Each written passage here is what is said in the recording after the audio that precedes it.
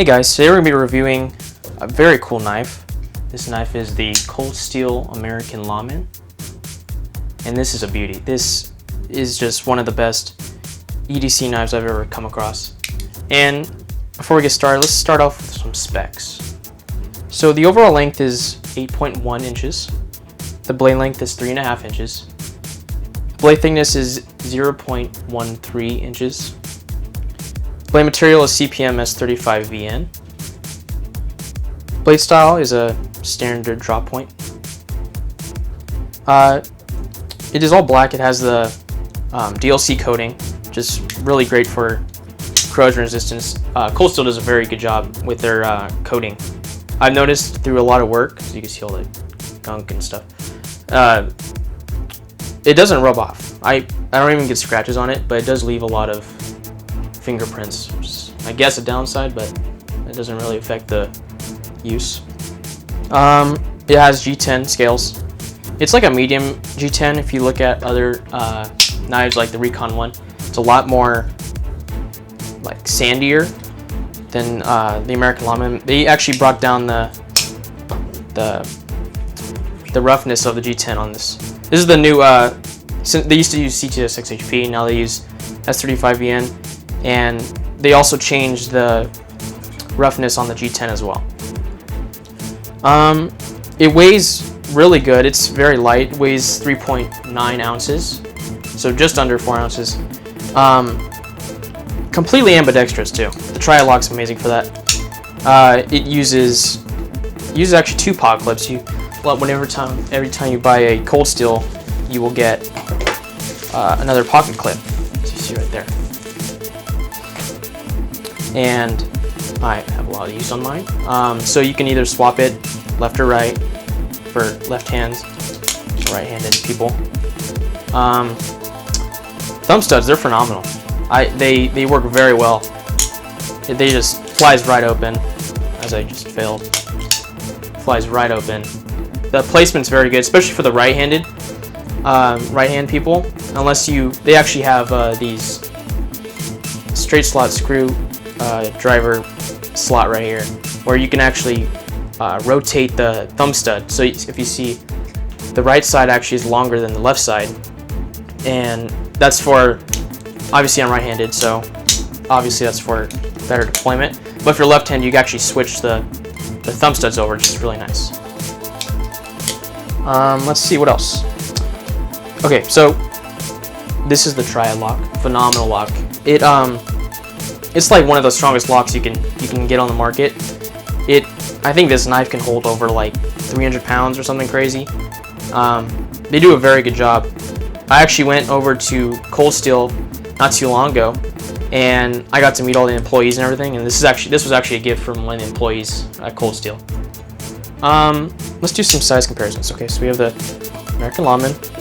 As you guys know, the Recon one, super popular knife. Along with the Spyderco Paramilitary 2, it's a huge, widely bought knife.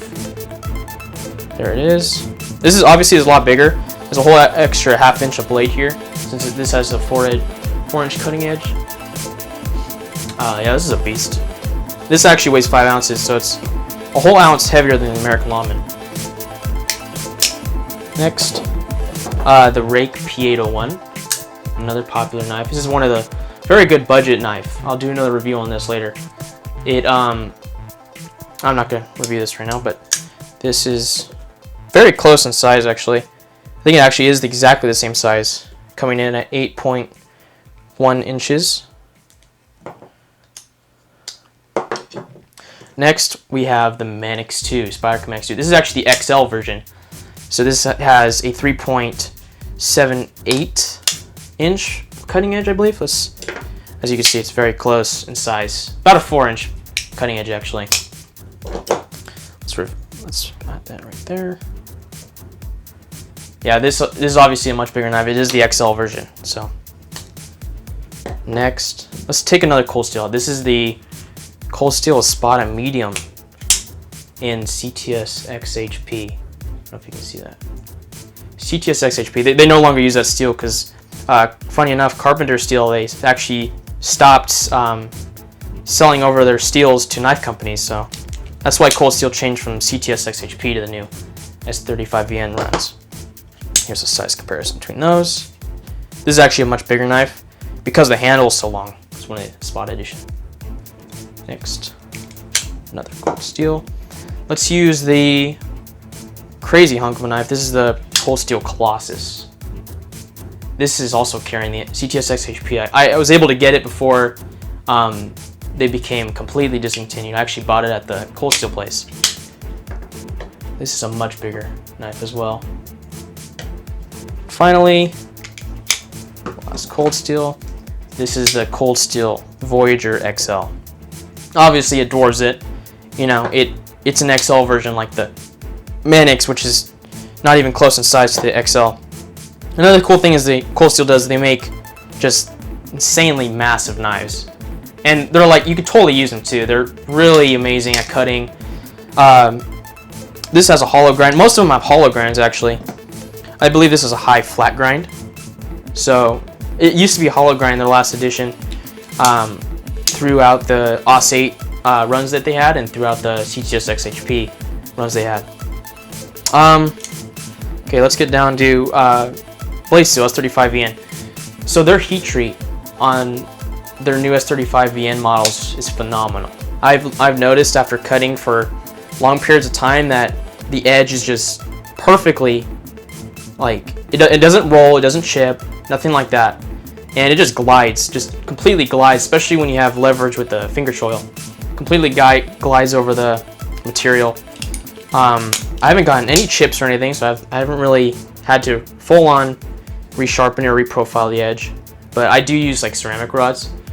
Very good for touching the blade up.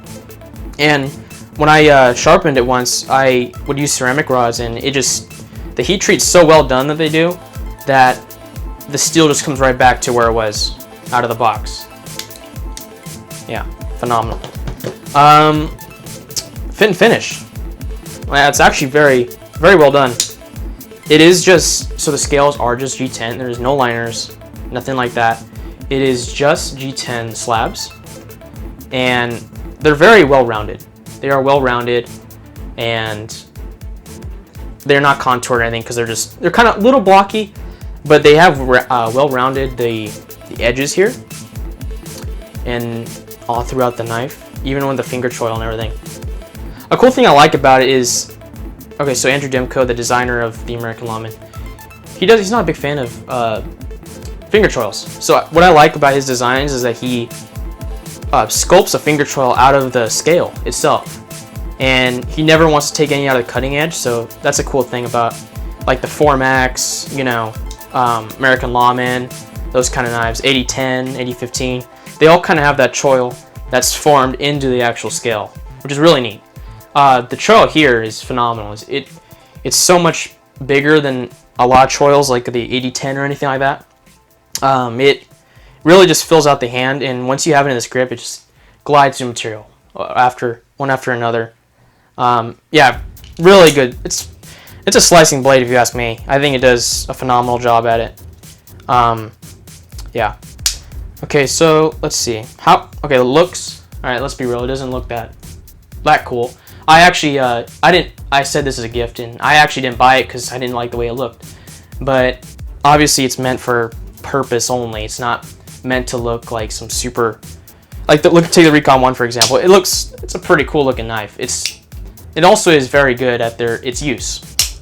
But this is mainly like the Paramilitary 2, you know, Spyderco Shaman, all those. They're not super fancy looking knives, but they are all meant for purpose. That's what's cool about this, is that it's kind of like a Spyderco in that sense, because it has the choil and everything. Not a whole lot of Cold Steels seem to have the choils. That's what's cool about the Lawman. This is made in Taiwan. It's not American produced. Cold Steel is American company, but because they go to Taiwan because of the price of having workers actually build the knives and everything, it costs a lot more in the States than it does overseas. But Taiwan does a very good job at producing these knives, and that's why I said the fit and finish is great and everything like that. And all the Cold Steels I have, the they're always good. They don't really like break down or like break, or they're not like all junky like a gas station knife or anything like that. Man, usability 100%. Oh my gosh, it's such a good knife. It just, the lightness of it, especially in the pocket, it carries so well because of the slimness of the scales. And here, let's show between the Recon one. As you can see, the thickness is a lot thinner than the Recon one, and that's why I would rather carry this one than the Recon one, because of the thinness of it. But it also fills the hand because of the length. I don't know if you can see that. Than the American Lawman. Yeah, the DLC coating's great. The edge holds from the S35VN they do. The carry, okay, so let's look at a pocket clip. It's not too high, but it's also not a deep carry clip like you can see on like frame locks, a lot of frame locks like the Red P801 here. It has a loop over pocket clip, but obviously Cold Steels are not the best at doing low ride pocket clips because they make bigger knives. This is more oriented for like police or soldiers or whatever. This is more of like an all-purpose, even tactical defense at that. Yeah, so mainly it's barely American Lawman since the name. That's basically oriented towards officers, boys in blue, that kind of thing. And you can definitely see that, especially when you hold it in just the regular saber grip, that guard is just insane. Like, you're not gonna come up and you're not gonna cut yourself or anything like that. You get really locked in, which is great. I noticed a lot of the knives that they make, you're always locked in, always super locked in. And they do such a great job with ergonomics. So does Spyderco and ZT and everything. And yeah, Cold Steel's, in my opinion, is one of the best knife companies that you can buy a knife from. And honestly, this is just amazing blade. I highly recommend it. The heat treat is phenomenal. I'm serious, it is really, really great. The way that the sharpenability of it is just, it's so easy. Seriously, a few swipes on the ceramic rod will bring it back to razor sharp. And when I got it, actually had chips in it from the past owner who gave it to me. Had chips and stuff, it wouldn't even cut paper. And seriously, a few swipes on the ceramic rod and it was back to hair pop and sharp. Yeah, it's highly recommended. 10 out of 10, absolutely. It's not perfect, no knife is, but it's definitely, if you're a knife guy, obviously you gotta have an American Lawman. Like a Paramilitary 2, Manix 2, American Lawman is up there. Highly recommend it.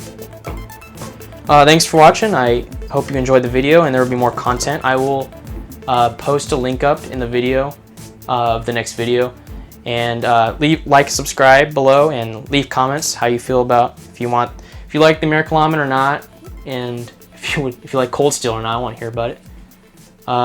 Thanks.